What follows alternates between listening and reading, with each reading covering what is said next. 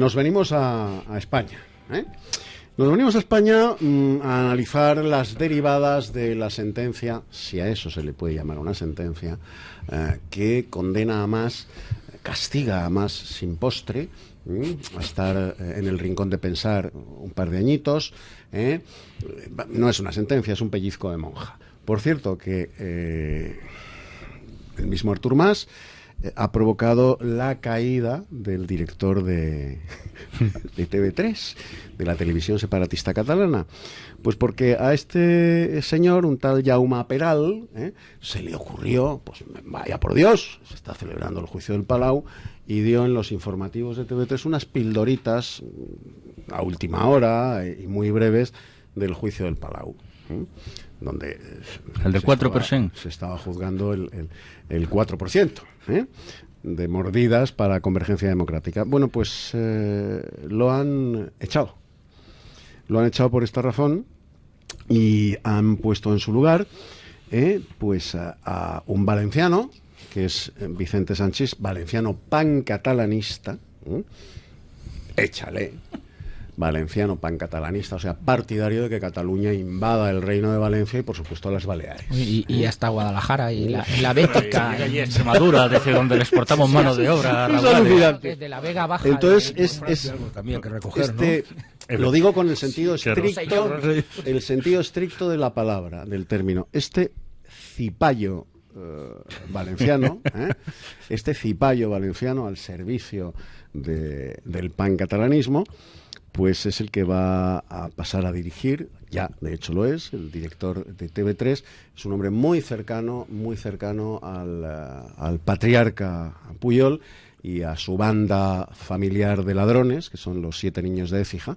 Él es muy amigo de Pujol y de los nenes de Pujol, de los 7 niños de Écija que se han dedicado a saquear Cataluña durante 38 años. Bueno, pues este tal Vicente Sanchis, cipayo valenciano al servicio del pancatalanismo, es el que a partir de ahora dirigirá TV3 y, por supuesto, no se emitirá nada que perturbe el procés. Vamos a ver, a mí me está usted dejando un poco sorprendido. O sea, venimos a España, pero estamos hablando de Cataluña. O sea, Cataluña es España. Lo es. Pues Claro, bueno, yo no voy a pronunciar estas cosas tan categóricas, no vayan a caer 4 años de cárcel. Cataluña es España. 4 años de cárcel. Su empleo. 4 años de cárcel. Bueno, yo sobre la sentencia quería comentar lo siguiente.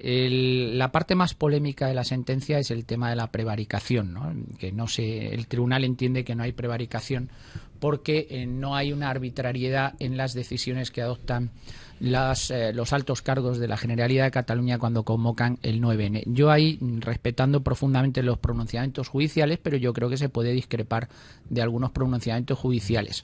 Yo entiendo que, se le aplica la pena de desobediencia en su grado máximo, que son 2 años, artículo 410 del Código Penal, pero no se le aplica, como digo, el artículo 404 del Código Penal que regula el delito de prevaricación. Desde mi punto de vista, estos 2 delitos están íntimamente conectados y no puede haber una desobediencia como hubo si no hay una previa y posterior prevaricación, con lo cual yo creo que la prevaricación estaba clara y debía habérsele aplicado, como por otra parte pedía las acusaciones populares y el Ministerio Fiscal, que se aplicase el delito de prevaricación.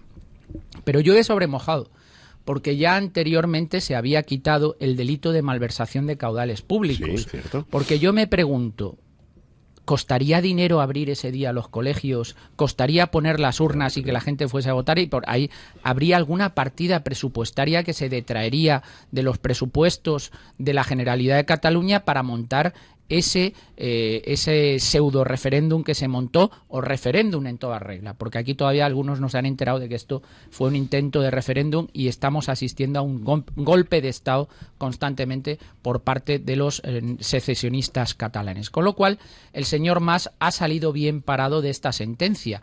Ha salido bien parado de esta sentencia porque volvemos al juego político que se está llevando desde las instancias centrales, que es: yo le doy un cachete al señor Mas, pero no le doy un cachete mucho, intento que la sentencia sea lo mínimo posible, suavecita, para que todavía estos chicos tengan la oportunidad de desdecirse y de dar una vuelta atrás y les dejemos una salida para que no sean unos chicos malos y se bajen del monte y vuelvan ya al redil del ordenamiento jurídico. No se va a conseguir absolutamente nada porque estos señores están absolutamente desquiciados con este proceso y en una huida hacia adelante que no les va a llevar a ningún sitio. Pero hay otra cosa importante de la sentencia. La sentencia decapita políticamente al señor Mas, le inhabilita jurídicamente, una inhabilitación que ya era política, y además le hace un favor a la propia Convergencia Democrática de Cataluña, o lo que quede, que ahora es el Partido Democrático de Cataluña o lo que sea, porque así evita que ellos mismos tengan que deshacerse del señor Mas, que más que nada es un estorbo ahora mismo políticamente. Pero también se demuestra otra cosa. Se demuestra que cuando el Estado de Derecho funciona, ¿ha pasado algo porque se le haya inhabilitado 2 años al señor Mas en Cataluña? No ha pasado absolutamente nada. Si se le hubiese inhabilitado 10 años, como pedía el fiscal, tampoco hubiese pasado absolutamente nada.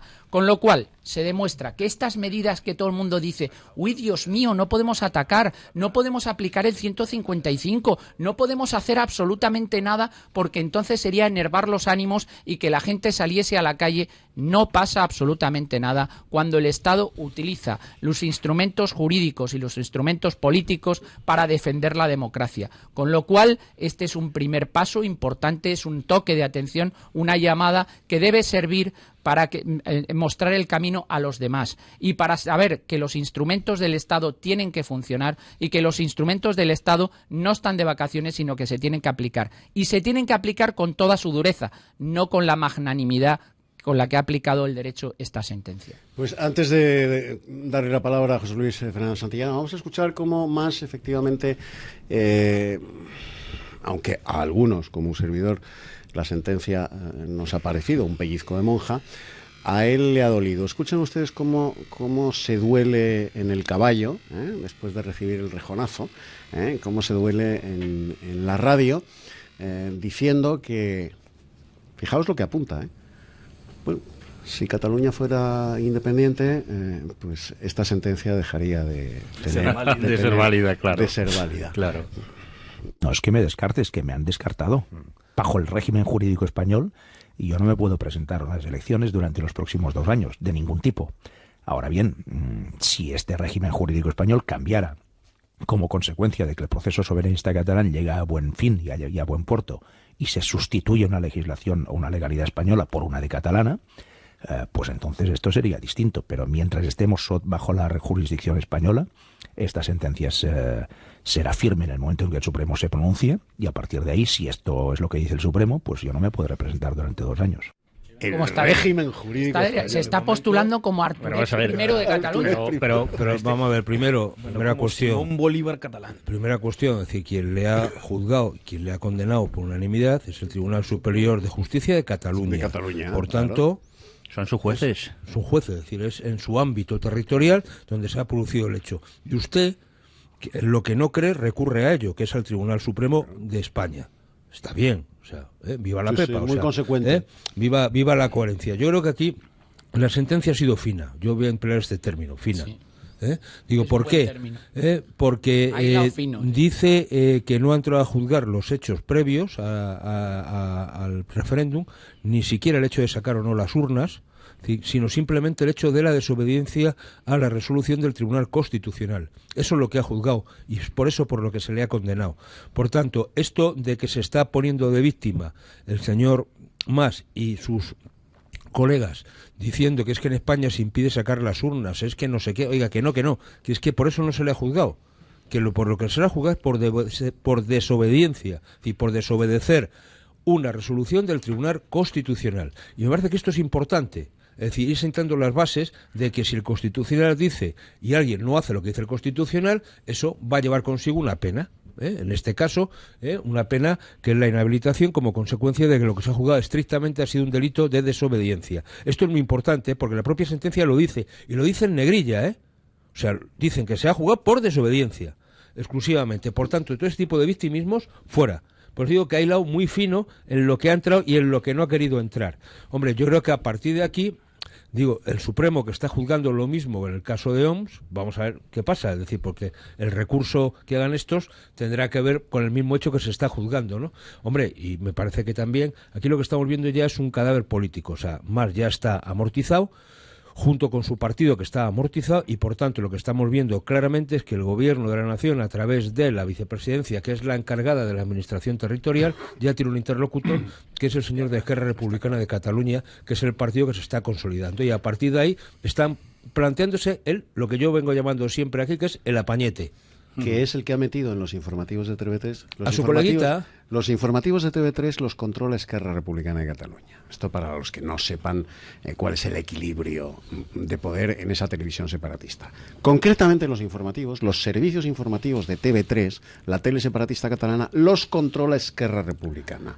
Ergo, se ha dado la información del Palau porque Esquerra Republicana ha querido que entre en los informativos. Si es que Esquerra Republicana se ha mantenido incólume ante la decapitación del director, porque como ella sabe que va a seguir controlando los informativos, lo mismo le da lo mismo que hayan metido a un cipayo valenciano a dirigir la televisión, porque ella seguirá metiéndole fuego amigo a Junts pel Sí o como carajo se llame ahora. O sea, aquí lo que es importante, lo que es importante, simplemente decir estos que van de demócratas y de no sé qué, oiga, insisto, es decir, no se olviden.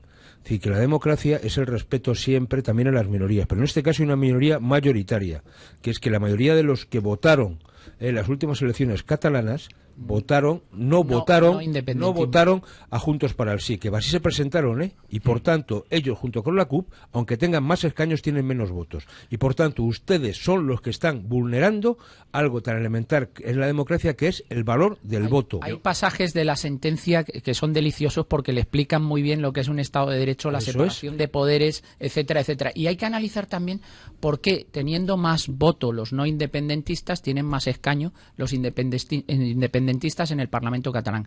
Y eso es por la ley electoral catalana, porque la ley electoral catalana privilegia a determinadas comarcas menos pobladas frente al área metropolitana de Barcelona. Claro, como pasa un poco también a nivel estatal. Quería hacer dos apuntes. Es el mismo quería hacer dos apuntes. El primero es reparar un poquito en el término lingüístico que ha empleado la sentencia, ¿no? Desobediencia.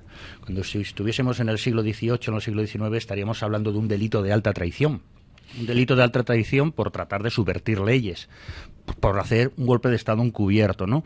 Y lo segundo es, me gustaría recordarle al señor Mas, a propósito de lo que ha dicho, dice, si estamos en el régimen jurídico español durante los 2 últimos años, no podré presentarme, pero que existe en la ley electoral, existe un cambio en el artículo 6 que hizo Aznar, apartado 2, letra correcto, B, que hizo Aznar en el año 2003, en el cual se decía las personas que se podían presentar a cargos públicos y demás, ¿no? Y concretamente para evitar el que se pudieran presentar terroristas, ¿no?, a las elecciones y poder tener... Esta reforma se hizo un poco más tarde, se hizo posteriormente en el año 2011 y fue iniciativa también ahí tuvo bastante trascendencia Unión Progreso y Democracia, para evitar, estaba hecha la reforma precisamente para que no se presentasen los terroristas, y entonces el matiz que se hace en la Ley Orgánica del Régimen Electoral General, en el artículo 6, apartado segundo, letra B, es que aunque la sentencia no sea firme,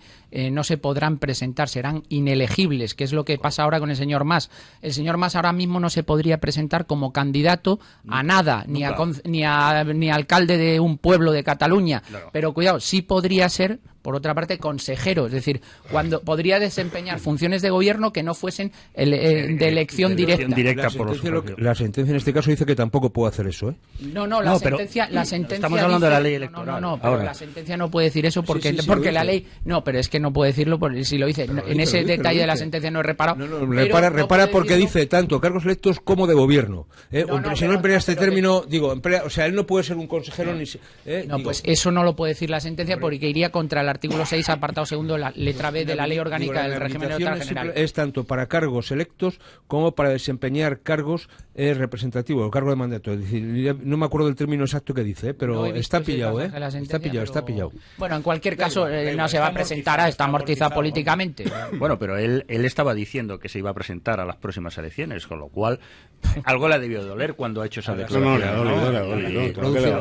Y luego a mí me hace muchísima gracia, y lo comentábamos aquí en la mesa, que dice, no, yo no creo en la legislación española, a mí no me hace nada la legislación española, yo me la paso por sálvase a la parte, pero voy a recurrir, voy a recurrir al Tribunal Supremo, porque claro, igual me da la razón, y luego voy a Estrasburgo, y luego voy al TUE y al TJUE, esto hago el recorrido. A pesar de que nosotros digamos, y yo sigo pensando en la sentencia es muy magnánima, que es muy suavecita y tal, pero esto hace pupa. Esto te hace pupa socialmente, políticamente y de todo. Por eso, fíjate la pupa, le hace mucho daño, pero fíjate la pupa, pero fíjate la pupa que le ha hecho, que ayer le dieron la orden al Parlamento de empezar a... De momento este cafetito, y luego como sigáis haciendo el tonto, hay más. Claro. ¿Más? Pues eso, más, todos más queremos o más menos. Todos queremos No, más. ninguno queremos a más. Queremos más sentencias. Es un tipo que, de verdad, ahora hablando en serio, es digno de estudiar lo que ha hecho con Cataluña. Ha sido el político más desastroso para Cataluña. Ha metido a Cataluña en un carajal de difícil solución. Nos ha metido a todos en general, pero especialmente a los catalanes. Yo creo que la parte de la sentencia en la que sutilmente se le llama tonto, ¿no? Sí, con toda sutileza se le llama tonto, porque dice que las directivas, los mandatos del Tribunal Constitucional, eran claros. Él dijo en el juicio que no los había entendido. Y dicen que eran claros la sentencia. Entonces, en la sentencia dice que esos mandatos los hubiera entendido perfectamente alguien con el bachiller elemental, ¿no? Y cuanto más una persona que tenía... no ha entendido que es tonto. Bueno, pues claro, la sentencia le dice...